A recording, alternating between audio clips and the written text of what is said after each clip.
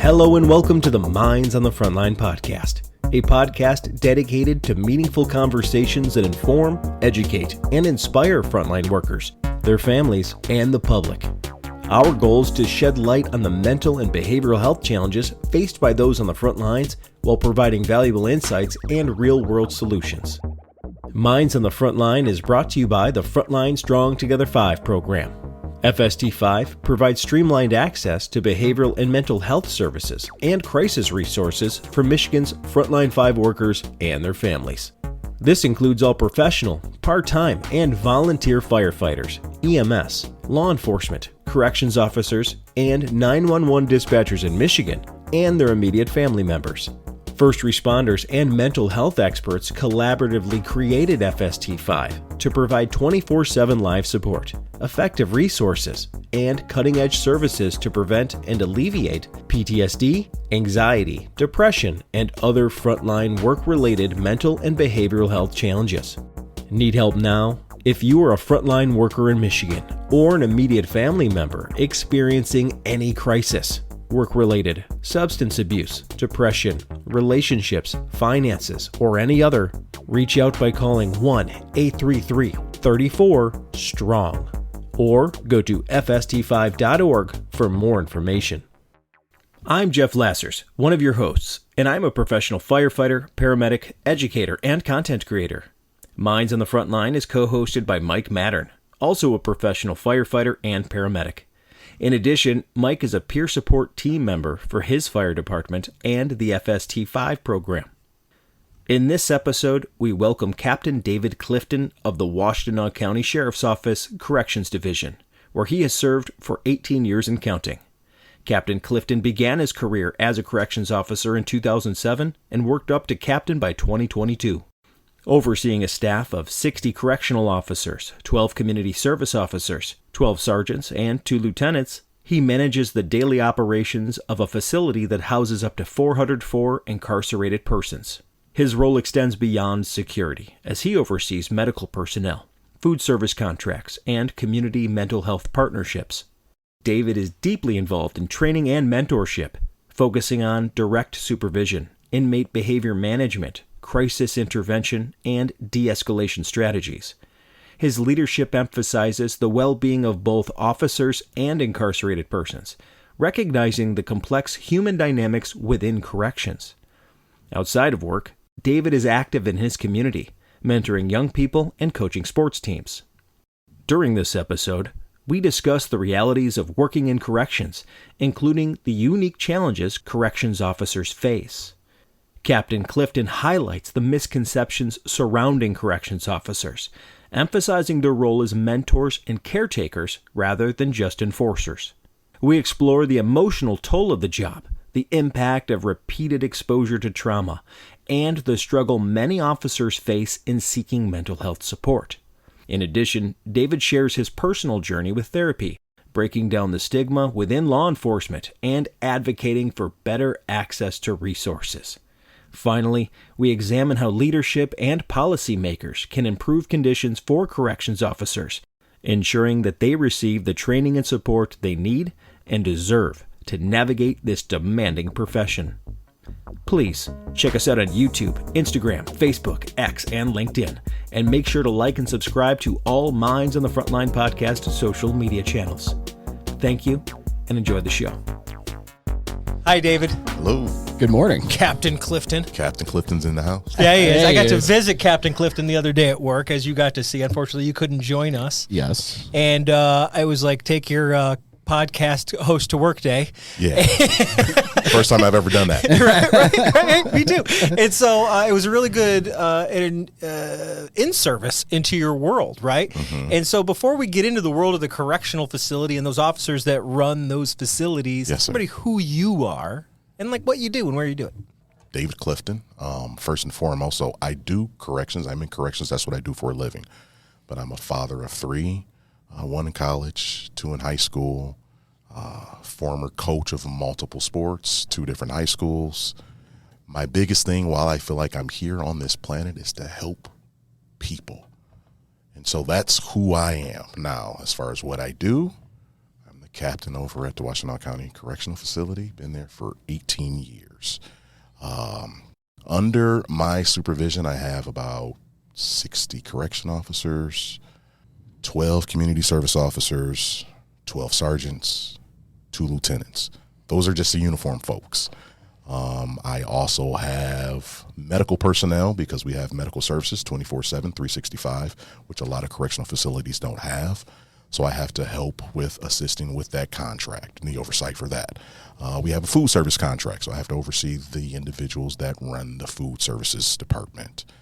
We have community mental health members on board. So we have a lot of extra partners that I have to oversee. And so my job is to make sure the daily operations as the captain or the deputy jail administrator is happening appropriately. One thing I recognized that your facility is multiple systems coming together to perform one set of services. Yeah. Under one thing for one type of human being, and while protecting their constitutional rights and make sure everybody's safe, happy, and moving forward in a progressive way. That's a lot. We explain it as this big machine, if you will. Yeah. And if you kind of take the hood off, there's lots of different cogs. Some of the wheels are bigger, some are smaller. Doesn't really matter what size, though. What matters is if the wheels are spinning in the appropriate manner. And that takes all of us working together in tandem to kind of make this big dream, this big vision come true. Let's talk about the spectrum of humans. It's not just corrections officers, as we came to light when you and I talked, but all the human beings that are part of this process include the corrections officers, the people that maintain the facility, the human beings that feed everybody, and then your community health humans to make sure and keep an eye on everybody on their mental well-being and talking through some things and offering services, education people. Yes. And then you also have, I know I'm missing one, your medical staff.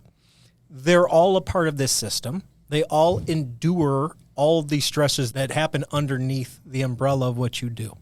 So one thing I want to point out before we get going is that the corrections process is much bigger than the typical what you see on TV is a person in a badge and then they bring them in and then they stick them in a hole. And it's so much bigger. There's a lot going on, especially if you want to run a good correctional facility.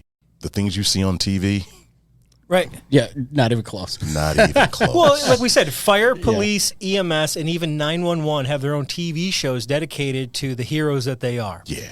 Corrections is never the good guy in any of this. It's usually a secondary character that you don't even know who they are. They're just a facilitation of the primary characters who are the inmates, if you will. One joke you hear amongst probably anyone in corrections is we'll say when it comes to first responders or law enforcement, corrections officers are the redheaded stepchildren. You're not kidding. In a lot of ways, like we were bringing up dispatchers and really shining a light on them, and you're the first corrections officer, and we've had multiple dispatchers in here. Yes. That's it. We've had Sheriff Clayton, but from the facilities standpoint, inside, because you've spent, like you said, 18 years, not on the road, in the corrections facility. It's a forgotten group of people, and I kind of understand because we're not out in the front. Even with dispatchers, right, they're making the phone call, so their voices are there. They're part of all the action. When all that is said and done, and maybe you have someone that needs to be arrested, they go to the correctional facility, and then the story stops, and then it's the cops and fire and EMS and everyone, they're off to the next run. Yep. No one knows what happened to that individual that, is not going to make the streets until a year later. That's why we're glad that you're here, because now we can get it out. Now we can start talking about it. But let's go back 18 years. What inspired you to pursue the career in corrections, and what has kept you in that career this long? So the inspiration, I can say this is a little strange. So first of all, I want to give credit to my father. My father was MDOC, worked Michigan Department of Corrections for, I want to say 37 years. He retired as a deputy warden. Okay. And so as a young teenager, my father told me, hey, you want to go into corrections? I have the avenue for you. At that age, I always knew that I wanted to help people. So let's get that out there. But going into law enforcement and put on a uniform at that age, I didn't think it would be possible to help people in a way that I thought people needed to be helped with the uniform on. The way that I saw law enforcement, just because of where I was raised, law enforcement wasn't the most friendly people. And so how am I going to help people by putting on that uniform? No way, right? So I kind of ran from that for a while. Okay. Speed up to, again, really spiritual person. And I believe if God wants you to do something, he's going to find a way. And so I'm working 2 jobs, guys, trying to make ends meet. I'm a janitor at the University of Michigan Hospital, and I'm a short order cook at a restaurant. On this particular day, one of the supervisors for the jail that I work at was having a half day. He stops in at the restaurant to grab some lunch. It's a Tuesday. I know this because it was 99-cent conies. And he walks in and he looks at me very perplexed. David, what are you doing here? I thought you worked at the hospital. I do. Yeah. I'll be going there in about 3 hours. Why are you working 2 jobs? You can come work at the jail. It's one job and you'll make more money than you're making with these 2 or whatever, right? So, okay, this whole correction officer thing, law enforcement, I've had several coaches throughout my life that's been in law enforcement, and they're all telling me, hey, law enforcement, put on this badge. And I'm like, no. And it just keeps coming back up, right? Mm-hmm. You were pushing against the idea of any type of corrections or law enforcement. Any type of law enforcement. Is that because your dad was in it and you kind of didn't want to like do what dad did? Not so much dad. It was just so I'm from the NWA era, right? I'm 46 years old. And so growing up in the city and in the area that I grew in, law enforcement wasn't the most friendly people. Yeah, so automatically you're like, that's not my people. Enemy. That's not my people, right? Yeah. It took until I got older. So now we're talking 27, 28 years old when I realized it might be possible to infiltrate, if you will. Ice-T said you got to infiltrate the system. Yeah. That was his thing. You got to get in and change it yourself. And change it yourself, right? Yeah. Be the change you want to see.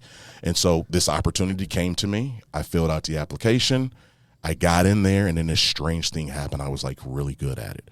One of my first memories as a young officer, probably 2 months in, the sergeant over the training program is checking in with me, and he says, hey, man, come on in the office. And he's like, so where did you work at before here? What correctional facility did you work at before here? I've never done this before.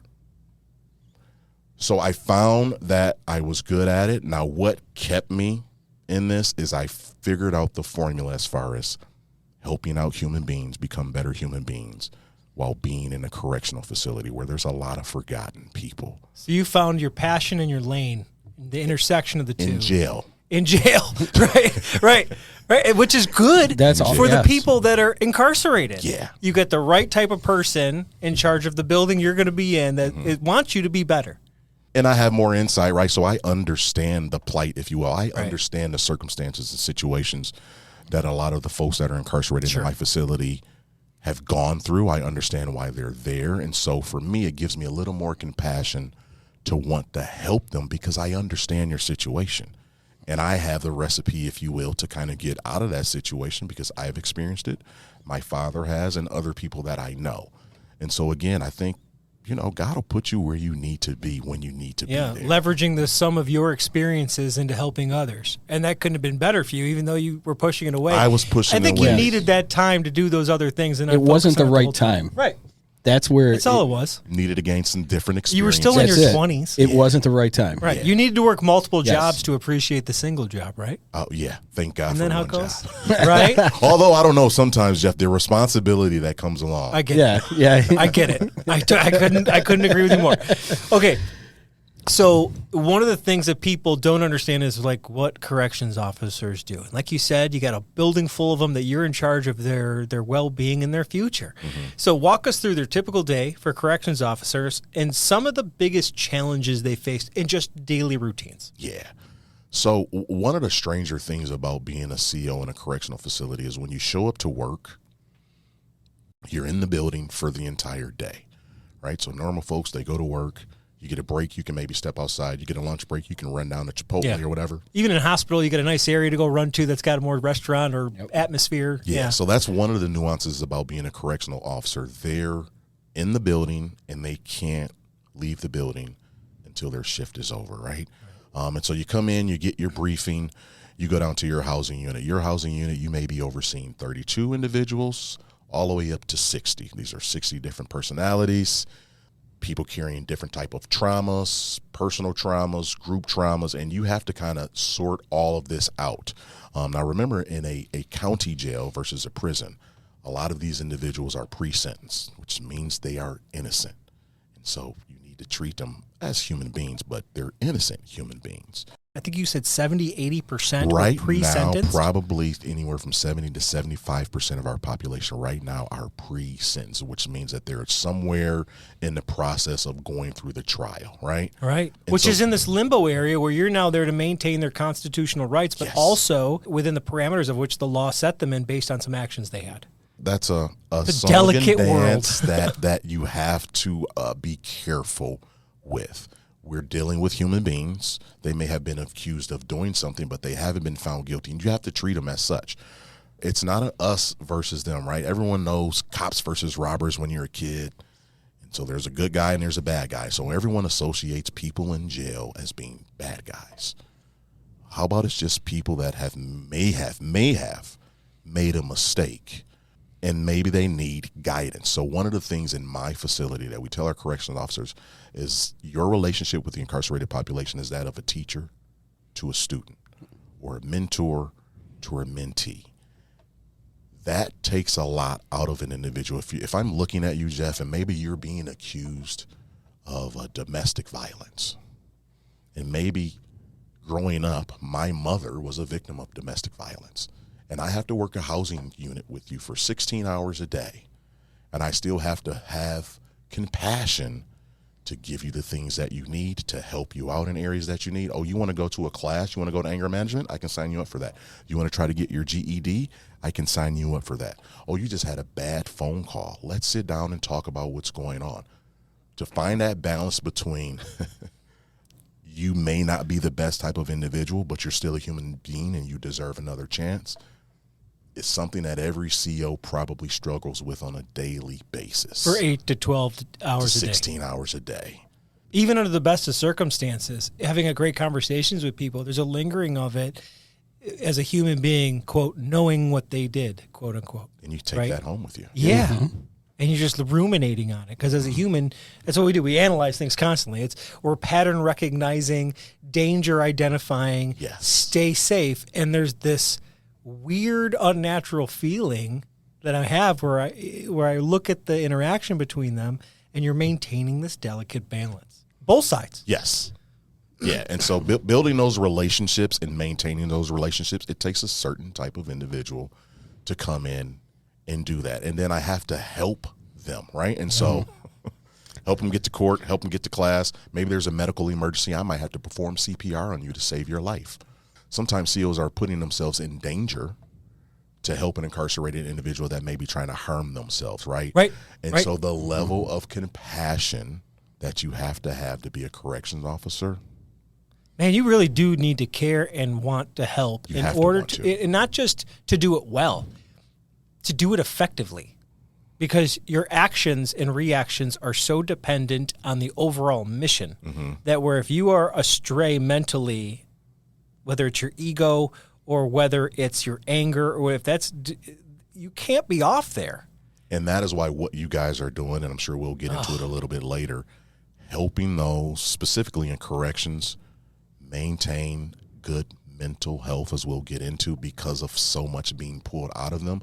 I have to be at my best if I'm going to be helping some people that may be at their worst. You can't have the worst helping out the worst, the blind leading the blind, right? Now we just have a building full of people and we're just keeping them off the streets, and that's not making anybody better. Right. And so we need to find ways to pour into and strengthen these. I mean, there's things that I've explained to people. So a normal lunch break for a corrections officer, as we're sitting here, we can be having lunch. And because of the shifts, they work 8-hour shifts, not 9-hour shifts, they're expected to respond to emergency calls even when they're on lunch, guys. And so you go from arresting. Yeah, we get that. That's the one thing I can relate. Yes. And you get that available officer's call, and it's you popping. Yeah, going. You have to go. Push and go. Yeah. You better bring your lunch in. Yeah. Or you better DoorDash it, because you can't leave the building to get can't get lunch. But yeah, not having your lunch, you got 30 minutes to kind of scarf it down, and if there's a call, you go to the call, then you can come back and reheat your lunch. Just little simple things like that. And over 18 years, that's not easy. No. Well, maybe if that's a couple of years you did to do something else, I could understand the going through it. But when you make a career out of this, which many people do, and we need them, we got to kind of make this easier. Yeah. Well, I think it's also on top of it, like you're talking about, you pour a lot of compassion into people, and we see it, with us and all the first responders, but you get that compassion fatigue sometimes where, you've poured all of it out of the cup and now it's empty. Now what do I do? Now what do I do? How do I refill this thing? Because, the person before, maybe that's the seventh person you talk to. Well, the eighth expects the same that the seventh got. It's a lot of factors. When you are in any type of first responder, you do. At some point in your career, you hit it. You hit that compassion. I could see it happening quicker at corrections and dispatch. Yes. Because you're just so inundated by it. Me and you, we can have lunch and not be interrupted sometimes, then we had to go. But there's goofing. Right, firefighters got the easiest. We're goofing around. EMS got it the second easiest because they had at least one partner to goof around with. Cops used to have it third easiest because they used to have partners, but they don't anymore. But at least they could hop at the station or meet up. And then we have our friends in dispatch who got the other dispatcher as long as nobody else called in sick. And then we got you guys. We're like, hi, we're stuck in here. We're stuck. We're stuck in here. And I'm never off duty. Yeah. When we go to work in our station, that's where we can shut the engines down, right?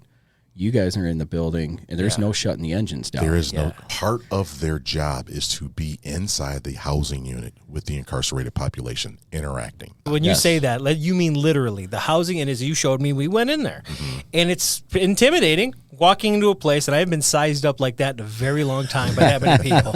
I'm like, am I back playing football again? Like one of those feelings, like you walk in. They're all trying to figure out who you are. Is this a detective? Is this a guy? Is this What's a he new gonna hire? What's going on? I want to. I'm a podcaster. I just do podcasting. Yeah, just don't pick on me. But it's intimidating. And then now you got to interact with everybody, be a part of what they need, and not just interact. You got to immerse yourself in it as a human being because that's when the good comes out of humans to hey, I need this because I got to go. And I witnessed it. I saw a number of people walk up to you and be like, hey, Cap, I need, and they were legit, like, hey, I'm trying to get a medical this other guy's like, hey, I'm trying to do this. These are things and people need to get stuff done. And if they trust you, it's going to help the whole facility. Oh, he can help me out. If I'm cool with the Cap and I'm cool with my guys in here, I can get what I need, which is getting out of here. And they don't want to keep me here. Well, we have this strange thing out in the world where what's important to me right now may not be important to you. Right. In a correctional facility, what's important to the incarcerated individual should very well be important to you right now because that could be that's what's holding them up, stable-wise. That's what's keeping them together. You have this information that you can give them, and that can be the difference between them crumbling or kind of rising to the occasion and being okay. And so, that 4 months, we tell those guys, you're going to work this particular housing unit for 4 months straight. So you talk about that compassion. I'm going to be seeing you 40 to 60 hours a week for the next 4 months, and you're going to be sharing your story with me, and I have to go home to my own family with my own problems and try to leave those there, right? Most people say, hey, leave your problems at home and don't bring them to work. It's go both ways. It goes both ways. It's a two-way street, man. It creates a divide in your personality. I think it's for all of them. For sure. You guys really. For sure. Over all these years, what would you say is probably some of the biggest misconceptions that the public has when it comes to corrections officers and kind of their role in the criminal justice system? I think one of the biggest ones is people think corrections officers are big brutes and they're breaking up fights and people are stabbing and there's fires, there's all this chaos, the stuff that you see in the movies, and it's the complete opposite. What says the D1 football player? Go ahead. Okay. Yeah. Exactly. So it's changed. So I will say there was a time when that was a thought process. Yeah. They were getting, you had to be 6 foot plus. You need athletes because they thought it was just brute force, right? Yeah. Lock them up and throw away the key because they're bad guys and that's what they deserve. As the industry progressed and got better and we realized that human beings are human beings and everyone deserves to be treated like a human being regardless of their situation, we found that you need people that can use judo, the verbal kind, really good. You'll see that a lot of corrections officers by proxy are turning into therapists, if you will, just because what they have to do. And so you have to be able to communicate effectively doing this job. It's not just about grabbing people and throwing on handcuffs. It's about avoiding that. It's about avoiding that. And so people don't understand. You have to be a compassionate person. You have to be well reserved to be a corrections officer. It's not this racing the calls and beating up the bad guys. They're just people, folks, that have made mistakes that need a little bit of direction. People's family members could be in your facility. So this is one of the things that we do to motivate our guys to do a good job. We asked them, if you had a family member that was going to be incarcerated and you got to pick any facility in the state of Michigan to have them locked up in, which one would you pick? And they're all going to say our facility because they see how we do things, right? That compassion is not throughout every correctional facility. I want you to understand. Yeah, that's like saying every police officer is good or bad. It's silly. They're all have their own thing, and every agency has its own personality as well. Yeah, and so that's another reason I'm glad that you guys you have us on here. The industry is changing. It's changing to where we're having. So I'll tell you this: we had an individual that's been incarcerated in my facility over the years for many, many, many years. We just did business with him, and what I mean by that is he's a fantastic artist, one of the best artists you've ever seen. He painted a humongous mural canvas painting 5x6 for us. We purchased it from him, and we have it in our jail. How many correction officers or facilities are going to take a formerly incarcerated individual that's gone out, they're doing good in life, they're working, they're teaching our classes, hey, we want to really show you that the things we were telling you when you were locked up, we meant it. Come back and maybe even possibly get a contract with us. That's full circle. That's community policing right there. Because you're a county facility. Yes. You're not a private jail that is just contracted to keep humans from getting out. You're a facility that is there to help these humans when they get out, presumably eventually. Yes. They're going to be better off than they could have been. Right back in that same community. And showing the ones who are in there, there's an out. This is possible. There's a way. There's so many talented people that get incarcerated. And they didn't know how talented they were because they didn't have the upbringing for people to tell them or force them into it. And so that's why I say a lot of time correction officers are put there for a reason. We see people from their worst state when they come in. Maybe they're off their medication because we have a lot of people that suffer with mental illnesses, maybe substance abuse. We see them at their worst, and then we get to see this progression of them turning into the best version of themselves. And then you have positive people saying, hey man, look at what you're capable of. That positive reinforcement that they may not necessarily get on the outside. That is the things that people don't understand about correctional officers. We can help get people the train back on the track. We can. We have the power to do it or derail them. And so those are some of the things I think people miss. So let me ask you about this. Yeah. It's not always easy because you can be as cool as a cucumber to everybody. You could be everybody's best buddy, but somebody's going to have bad days or they're going to be verbally assaulting you. And as you pointed out, you introduced me to a young lady at the intake area, and he's like, how many times have you been verbally assaulted a day? She's like, 100. And she's just got this face of like the best person you could put there because she's like, bring it, I don't care. And she probably had like 17 brothers. She had that look on her face. But what's your advice for handling that verbal assault? It's a couple of things, and you learn this through experience and time. There's a couple of things. Number one, it's easier said than done, but you can't take it personal. And this is why I say you can't take it personal. I've had experiences where after years later, I run into guys on the street. They've told me they're going to do A, B, C, and X, Y, Z to me when they see me. Now, as a professional, you don't buy into that. You continue to treat them with dignity and respect. You treat them like a human being. And this crazy thing happens when you see them out at the local Kroger or Walmart. Cliff, hey, man, what's up? What's going on? They're reporting out, hey, man, I'm doing this. I got a job. I'm doing this. Yeah, but what was all that other stuff?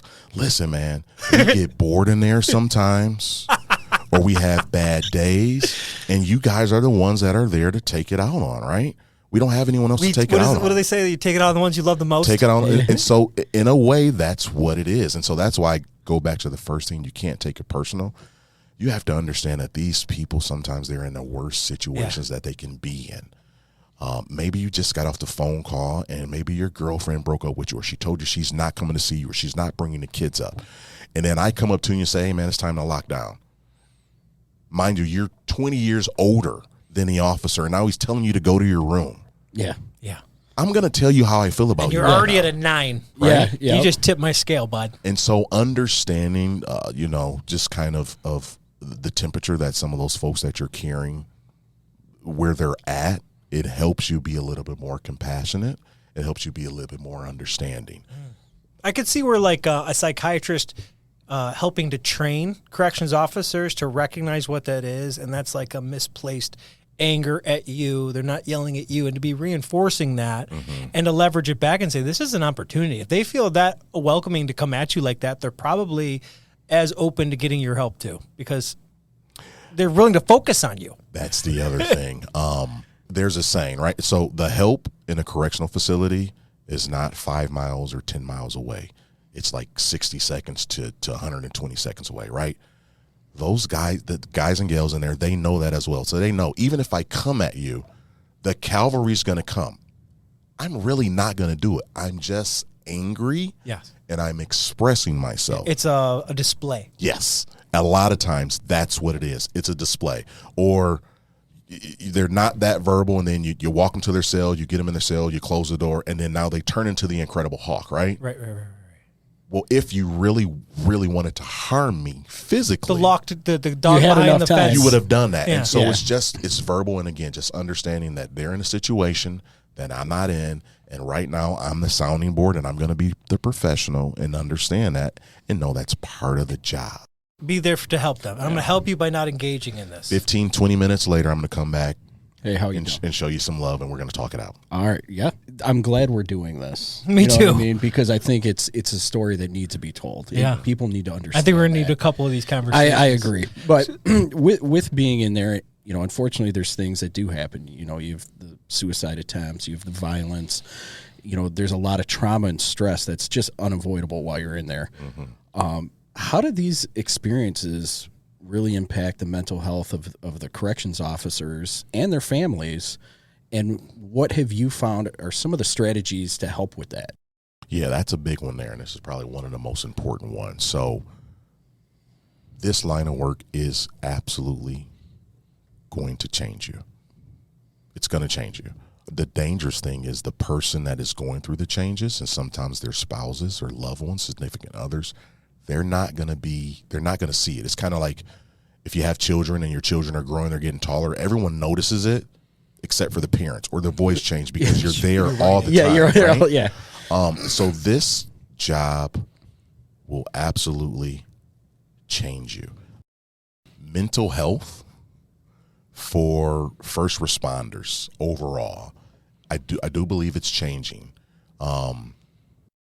Here's one of the things about correction officers and why I think this is important. So working in the housing units, one of the things you see all the time is those that are on medication a lot, mental health people. And so you have this stigma when they come up to the med cart and they're taking their meds, and you're seeing 6, 7, 8 pills being dumped into their hand, and then they're taking it, right? There's this nasty word out there. Oh, they're crazy, medication, right? So you associate medication with not being well, and you don't want to be that, right? So here's the other thing that comes along with being a CO. There's lots of training that comes along with mental health training. We have community mental health in our jail.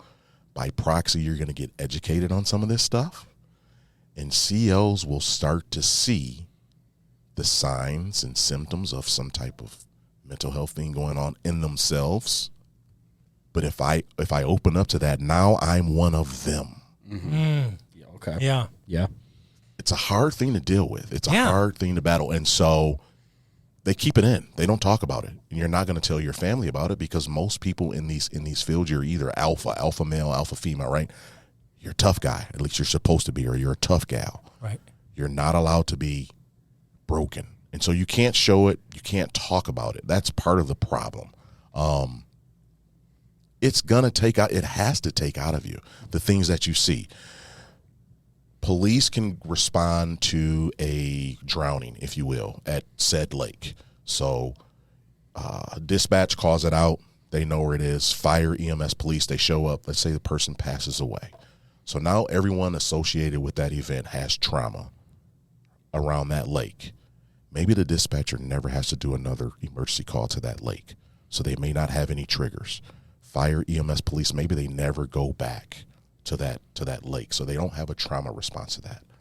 A correctional officer can have someone attempt a hanging or be successful at a hanging in their cell, 3 up in said housing unit. You're going right back to it. You're going right back your career. You can't miss that housing unit. You can't miss that cell. Even if you did, you're in the next one over. You're It in looks the next exactly one the over, same. and it's a cookie cutter system, right? Yes. And so it looks identical. Well, not only that, but you know the person. You know the person. The person behind it as Right. well. I think I was in my first 2 years there. I was the third officer to show up to a successful hanging. The housing unit, the cell, it'll never leave me. But the crazy thing, and this is one of the things about PTSD, the face of that person does not leave. It doesn't go. I was working at housing unit 2 days previous and had interactions with this guy, and now I'm pulling him down off of a noose, helping with CPR, pulling him out of the cell, helping with CPR, and now he's gone, and I'm putting the sheet over his head, right? And then you have to return to that housing unit or housing units that look like that for the It's gotta rest go of your back in career. operation. Yeah. You can't shut it down. And here's the other thing, Jeff. We're talking about human beings. Think about the individuals that are incarcerated, the next door neighbors that have been interacting with this guy for. So the emotions, the energy that's tied up in this job, it's wild. That is wild. Yeah, man. With it, what have you, or if you had to talk to corrections officers, younger correction officers who might be listening right now, or other correction officers, what have you found that's really helped you to get through those times? Yeah, so I'm going to be one of those guys that toots this horn, right? And you usually get people that, you go to the local restaurant, they got a really good cheesesteak hoagie, right? So you want to go tell everyone, go get this cheesesteak hoagie. Okay. So therapy was my savior. Now, maybe we can do a whole nother episode of what got me to signing up to go see a therapist. But I don't know if I'd still even be in a profession had I not gotten the help that I knew I needed for years. I fought against it, right? And so, Why? well, there's fears that, okay, if my bosses find out that there's something going on mentally with me, law enforcement, they're this whole fit for duty thing, right? So now you're not fit for duty. You're off of work and you need to go get help. So we don't want that on our conscience. So I'm not going to tell anyone. Some people think it's a sign of weakness. There's something wrong with you. You're broken. All those stigmas that come along with it, I fought against it. And your position is appointed. I'm an appointed position. They So- can let me go just like that. Exactly. That's the thing is, after what you just said, for everybody that's listening, he is now in charge of the jail. Yeah. All those things that you thought would stop you from Yes. getting there, you're there, right? You're spreading the word about therapy. You're spreading the word about mental health. You're talking about your own personal story, and you're there, and you've stayed there. Through this whole journey of me getting the help that I absolutely needed, I was actually promoted to lieutenant during this process and then appointed to captain. So promotional process, finished number 1. They said, yes, we want you. And then the sheriff said, I like you enough and I think you're proficient enough at your job that I want you to be the number 2 in charge of the correctional facility. And so they based it on your performance rather than your medical history, for lack of a better term, Yes. right? And here's the thing. So it's a strength to you. It made you better to do the job, because if you didn't admit to it, you didn't get help, you wouldn't have the mental fortitude to do the job. My performance has 100% increased because of all the tools that I have gained to regulate all the things that we see and we go through. And granted, I'm not on the line anymore. I sit in the office. So my COs... Could have fooled me. I walked through that facility and everybody's hitting you up for everything. Like, this dude can't get anything done. But that's a good sign of Yeah, they were treating very comfortable people walking Yes. up to you. right and not having this whole God complex. I'm the captain. You can't talk to me. You were engaged just like I'm a if man I walked just in, I like would have you. thought you were just a CO in the building. Yeah. You weren't the boss. And some of those guys they've known me since I was a CO, unfortunately. And so we've maintained that same relationship, right? Because it's a person seeing a person. Yes. That's all it That's is. Yes. interesting. They can watch you grow through your career as they go through their sentence. Yeah. Wow, that's powerful. Yeah.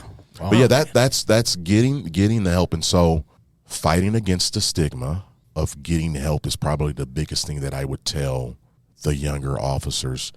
You can improve not just professionally, but just your life overall, just becoming a better person. That is what I have found through this entire journey. If you would have told me 5 years ago That I'd be in a podcast talking about mental health. I probably would have punched you in the face. Me too. Me too, honestly. Actually, everybody in this room. Yeah.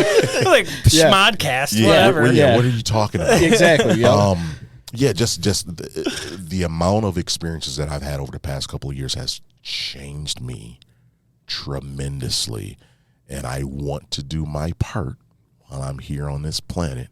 And that's helping any and everyone that I can in any way that I can. So would you say that recognizing where you could find help mentally and emotionally allowed you to release stresses that you had and to be stronger in the long run and see your path clearly? It removed the fog. That's how I feel with my therapy. I feel like fog gets sucked out of the room. Like, oh, well, this feels obvious now. Yes. A combination of that and imposter syndrome. Dude, yeah. Getting through the fog and like, you know what? You are capable, David, of doing this. You're capable of doing that. You're capable of doing that. The fog gets cleared because you hang on to old traumas, you hang on to old ideas and thoughts about yourself because of old experiences, and you're like, well, if I screw that up, then I'm going to screw it up now. No, you're not the same person, and you have different tools to move you forward now. So let's try it again. And then you start seeing success and you're like, holy shit, this works. And those barriers might be gone, like less stigma, less judgment, more resources. A boss that went to school to become a therapist that could completely appreciate It's all lining up. Right. It is. So in that same vein, how can programs like Frontline Strong Together 5 and other support programs make it easier for corrections officers to seek help? Here's my wish list. And I'm going to explain it to you this way. Specific to CEOs, you get hired as a correction officer, right? You get handed your duty belt. You're going to have a taser. You're going to have ASR. We're going to teach you how to shoot a firearm. We're going to teach you defensive tactics so you can learn pressure points, how to take people down. We don't teach them, hey, in your first 5 or 10 years of the career, these are the type of traumas that you may run up against. Guess what? When you see them, these are the type of responses that you should have. You should have. It's okay to feel this way. And then if you feel this way, step 2 is this is how you seek help. Like a guidebook. Here's your options. Here's some SOG you can follow rather than not knowing, not talking, and not seeking. One of the most helpful things for me, and so sometimes people have to struggle through things, and the responsibility is to send your hand back to others so they don't struggle. So when I struggled with, I knew I needed a therapist, and I would get brave sometimes and sit down and say, I'm gonna do this. I didn't know where to start. And so I had a really, really, really good friend, dear friend of me, pointed me in the right direction of psychology.com today. And this is how it's set up. And this is how you find yourself a therapist. So giving CEOs like a guidebook, this is how you find a therapist. These are the steps. You take less thinking out of it for them, because if I'm in that state, I can't function fully. I'm going to need a little bit of help. But again, showing them some of the things that they are going to run up against in this career, show them the steps to get through those things. Show them these are the signs that you are having some type of trauma response, and this is how you get through it. And make it normal, okay? Make it expected. You're going to have a bad day. We all have had a bad hair day. Yeah. You think you're never going to have a bad day? It's like saying I'm always going to be happy. You can't do that. Good luck. No. I like listen, I've traveled down this path. Yeah. This is what you're looking at. Right? Or better yet, 18 years of seeing not just me, but everybody else Everyone go down else. this path. Yes. And this always happens. It happens. Yes. And as we get towards the end, more they start to talk, right? Yes, because they see the light, and all of a sudden they start to get. It's every so one of these professions. My thing is, hey man, I don't want these younger kids to go through this. Yep. Yeah. If we have the knowledge, we know this is going to happen. I mean, a dead man's curb, right? Do we not put up a sign a couple miles before the dead man's curb so the person doesn't run off the cliff? Right. Yes. So what we're doing is we know that these things are bound to happen in the profession, and we're still neglecting to warn them. This is not a scare tactic. Right. It's a warning, because most people that sign up for this, they want to go in the profession. So we owe it to them to say, this is what could happen. This is how you combat it. And these are some people that went through it and look at their career. They were still successful, so you can do it and still be successful. And we need you. Yes. We need them so bad. Yes. Yes. Yeah. Talking about the younger officers, the younger COs, what should someone know before stepping into that career as a corrections officer? It's a very demanding job. One thing that you will find is personal life kind of gets taken away. So correctional facilities, 365, 24/7, holidays included. Someone's got to work the holidays. Someone has to work the weekends. Someone has to work the midnight shift. And so you're going to be away from your family at times. A lot of times in law enforcement, that's based off of seniority. So when you get your time, you'll get your time off. But let them know that beforehand. Let them know that this job is going to kind of take from you, and teach them, whether you want to say balance or harmony. I kind of like harmony, but teach them hobbies. Have some healthy hobbies to have outside of here. Friends that aren't COs. Friends that Friends, are not yes. in the Yes. profession is extremely Yes. important, because they help keep you grounded. And it's not, you can get bogged down by the same BS if you're talking to the same folks that are experiencing the same problems, right? Exactly. I got a buddy who's a lawyer, another guy who sells titles. We like all hanging out because like we don't have anything in common professionally. Nothing. Right? Well, not a lot of them you knew before you got into the profession. Right. You know exactly, what I mean? So exactly. those So are we the don't even friends, need to talk about it. Those are the friends that ground you the most. Right. You know, because they'll tell you to shut up. You know like, what I mean? whatever. You Yeah. start talking too It's much. your deal. Yeah. Shut like, up and listen, deal. dude, shut up, man. Yeah. Let's just hang out. You know? And that's Right. part of the balance, is not Yes. bringing the job home. So don't talk about it. Yes. Don't, Right. don't hang out with the friends and talk about the job all the time. Yes, absolutely. Balance, harmony. Work-life that. balance. Yes. Absolutely. And I think the younger generation is very much in tune with that. And I think it's just letting them know you can do it in this profession. We need people in this profession. And like most of these professions, I think if we gave a little bit more attention to what the humans need to occupy those and gave them some more money, it would solve a lot of issues for everybody involved, including the outcome of better people that are either pre-sentenced or sentenced being cared for. Yes. All the things get better. Awesome. So knowing all of that, my final question for you is, based on your experiences, the sum of all of them, how can policymakers, frontline leaders, the department people, the bosses, the people that can turn the switches, how can they best support the mental and behavioral health of their personnel? Well, I think number one, start by acknowledging that mental health affects everyone, right? So let's erase the sand. You got mental health and you got physical health. How come it's just all can't be health? You know, it's okay to have asthma, but I can't have anxiety. I can have diabetes, but I can't be depressed. So erase the line and stop making it like it's this mystical monster, right? It's a normal thing. So make mental health normal, and then making getting access to mental health services normal. It's funding, right? And so we don't want to go down this road, but people talk about defunding police. No, you're going to get what you pay for. And so you need to put more money into those human beings that are putting these uniforms on to go out and serve and protect, so that the product that you get, the response that you get is better. And so if you know that these folks are going to be going into very traumatic instances, make sure that they have the best health insurance out there. Make sure they have access to the best doctors, psychiatrists, therapists out there. Let's put one on duty. And so one of the things in my correctional facility, we have CMH for the incarcerated population. That's great. They're there Monday through Friday. They're on call on the weekends. Something happens, they can get the help. Can my staff be ordered in some way to have an on-call mental health professional so they can get some help right after they run down Or maybe and pull a peer that person off the support knee? team. A peer support team. Yeah, if you don't know what a jail smells like, or you don't know what it sounds like for that metal door to close, or you don't know what a food tray feels like in your hands, I don't know if I'm going to listen to you about telling me how to get help through the things that I'm experiencing versus, wait a minute, man, you did 20 years as a corrections officer? Yeah. You got help? Tell me about this, because you seem like you got it together. You're doing pretty good. Yes.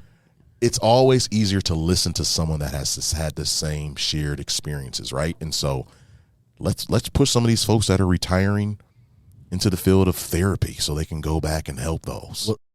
So I think maybe just to kind of close out this conversation, maybe this is the first of many conversations, because I'm enjoying this.